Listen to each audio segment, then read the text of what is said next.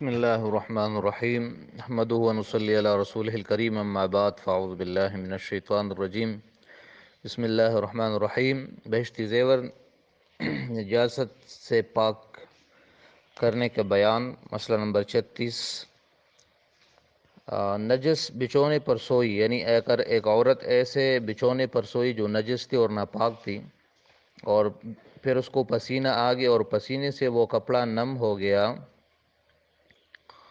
تو اس کا بھی یہی حکم ہے کہ اس کا کپڑا اور بدن ناپاک نہ ہوگا۔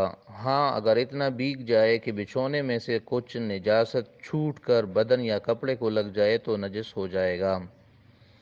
مسئلہ نمبر 37۔ نجس مہندی ہاتھوں پیروں میں لگائی۔ مہندی ہے، کسی وجہ سے اس میں نجاست پڑ گئی ہے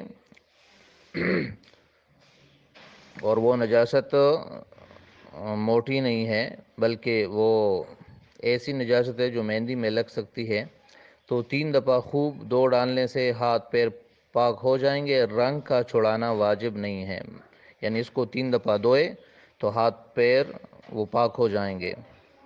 مسئلہ نمبر 38۔ نجس سرما یا کاجل آنکھوں میں لگایا تو اس کا پونچھنا اور دھونا واجب نہیں ہے۔ ہاں، اگر پھیل کر باہر آنکھ سے آ گیا تو دھونا واجب ہے۔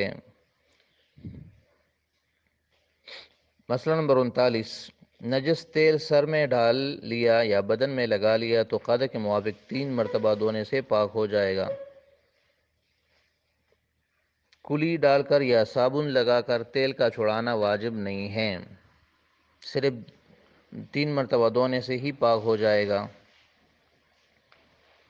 مسئلہ نمبر 40۔ کتے نے آٹے میں منہ ڈال دیا یا بندر نے اس کو جھوٹا کر دیا، تو اگر آٹا گندا ہوا ہو تو جہاں منہ ڈالا ہے اتنا آٹا نکال دے، باقی کا کھانا درست ہے۔ اور اگر آٹا سوکھا ہو، ابھی اس کو گندا نہیں ہے، تو جہاں جہاں اس کے منہ کا لعاب لگا ہو وہ نکال دے، باقی سب پاک ہے۔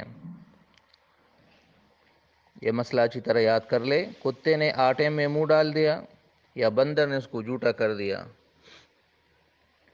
تو اگر آٹا گندا ہوا ہے تو جہاں منہ ڈالا ہے اتنا نکال ڈالے، باقی درست ہے۔ اور اگر وہ سوکھا ہوا آٹا ہو تو جہاں جہاں اس کے منہ کا لعاب لگا ہوا ہے وہ نکالے، باقی سب پاک ہے۔ مسئلہ نمبر 41۔ کتے کا لعاب نجس ہے۔ لعاب آپ جانتے ہیں، اس کی منہ کی جرال ہوتی ہے، اور خود کتا نجس نہیں۔ اگر کتا کسی کے کپڑے یا بدن سے چو جائے تو وہ کپڑا یا بدن نجس تو نہیں ہوتا، چاہے کتے کا بدن سوکھا ہو یا گیلا۔ ہاں، اگر کتے کے بدن پر کوئی نجاست لگی ہو تو پھر اور بات ہے، پھر اگر وہ نجاست کپڑے یا بدن پر لگ جائے گی تو وہ بھی ناپاک ہو جائے گا۔ مسئلہ نمبر 42۔ رومال بھیگی ہونے کے وقت ہوا نکلے تو اس سے کپڑا نجس نہیں ہوا۔ نجس پانی میں جو کپڑا بھیگ گیا تھا،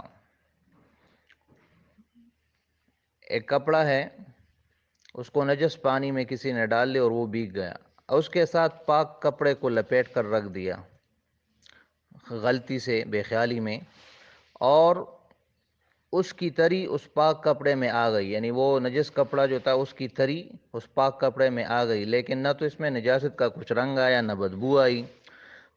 اب دیکھو، اگر یہ پاک کپڑا اتنا بھیگ گیا کہ نچوڑنے سے ایک آدھا قطرہ ٹپک پڑے، یا نچوڑتے وقت ہاتھ بھیگ جائے تو وہ پاک کپڑا بھی نجس ہو جائے گا۔ اور اگر اتنا نہ بھیگا ہو، یعنی قطرہ وغیرہ نچوڑنے سے نہ ٹپکتا ہو، صرف اس میں تری آ گئی ہے تو پاک رہے گا۔